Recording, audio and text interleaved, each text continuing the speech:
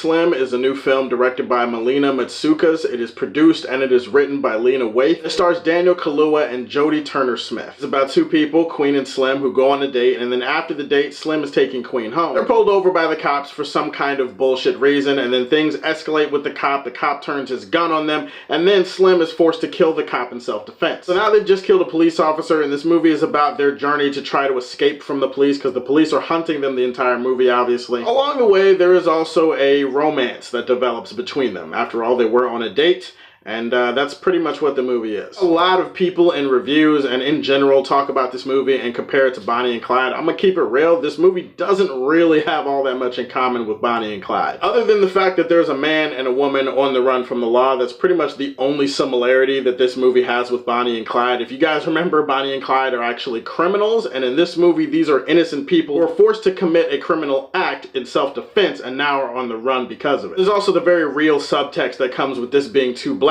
people and the idea and the subject of police brutality. It makes this a very real thing, and it makes it a little bit different from your standard issue Bonnie and Clyde were on the run type of movie. There's definitely plenty of things to like or even love about this movie. For one thing, visually, I think the movie is absolutely stunning. This is Melina Matsoukas' feature film debut, I believe. I don't think that she's directed any other movie other than this before. She knocks it out of the park for this movie in terms of the visuals and the direction. The cinematography for this movie is amazing. It's gorgeous. Love the way that the camera work and the cinematography works to bring the beauty to life in a lot of the scenes and the locations that they're in this movie. This movie does a great job with its color scheme and with its shadows. The one thing I love above all is that it has two lead actors who have natural darker skin. Definitely when you look at the lighting and the shadows and the colors and the way that it plays off their skin, it just creates a very visually stunning experience, and I definitely think seeing this movie for the visuals alone is worth it. The other thing that makes this movie worth it is the music. The music for this movie is really good. Not only some great variety and some catchy songs on the soundtrack, there's also this soulful beauty in the musical score for the movie that I think will appeal to a lot of people. It's one of those musical scores that brings to life the emotion within a scene and definitely makes you feel it. Performances in the movie all around are pretty good. Daniel Kaluuya, at this point, you should know that the guy's a pretty solid actor. He got his big break, I guess, in Get Out, although I'm pretty sure he was in Black Mirror before that. The point is, he was really good in this movie, and Jodie Turner-Smith was also really, really good in this movie. I love their performances, and if there is one thing that keeps you watching, keeps you invested throughout this movie, it's the chemistry between them as a couple. You definitely get to see their relationship build and grow throughout the movie, and if you're invested in the love story angle that this movie has to offer, I would say that for the most part the movie delivers on that. You could definitely argue that it's a relationship born more out of trauma and struggle than anything real, and I suppose you'd have a point, but again, if the movie's trying to get you invested into a love story, then you need to have believable chemistry, and I think that these two characters do have believable and real and authentic chemistry. I really, really wanted to love this movie. In fact, I needed to love this movie. I was so excited to see it,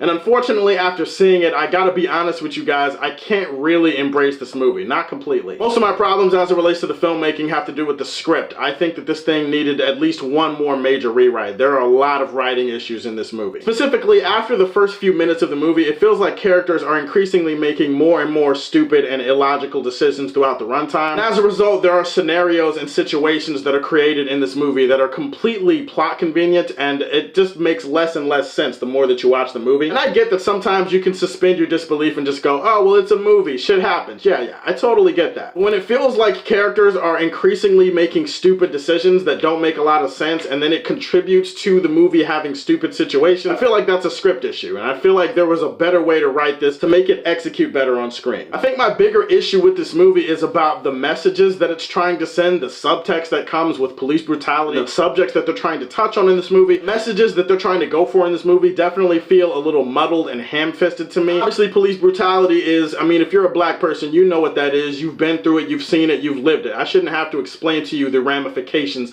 of everything that entails. But in this movie, I just feel like there are some really irresponsible social messages that it's trying to send, and I just feel very conflicted about what messages it is trying to get across here. There are definitely a few scenes in this movie that rub me the wrong way, and not like in a, oh, well, that they did that because it works for the story type of thing. It's more like in a, okay, what are we trying to say here? who is this movie for? Is it for black people? Is it for the cops? I felt very frustrated because there was a way that they could have approached this script with nuance. There's a way they could have touched on the subject matter with more intelligence and more emotional honesty. Not only does the message get muddled, but I feel like there's something just very irresponsible and irritating about the way that they went about it in this movie. I embrace the idea that police brutality is a subject worth talking about, and this is not the first movie or the first TV or medium or whatever to talk about this type of shit. Queen and Slim is a visually stunning film that unfortunately disappointed me in certain aspects, but I'm still gonna give this a positive one. I'm gonna leave it in the golden age for Man of Steel. This is a movie that's worth seeing for the visuals, the performances, and if you just like the straightforward love story, it executes on that. But when it comes to the other stuff underneath the surface, they didn't handle that the right way, in my opinion. Guys, that's my review for Queen and Slim. Sorry it took me so long to get this review out to you. Tell me, what did you think of Queen and Slim? Give me your thoughts in the comment section below. Please leave a like and subscribe to the channel if you have time, and if you like what you see, tell me how you feel, and stay tuned to hear more from the Man of Steel. Peace.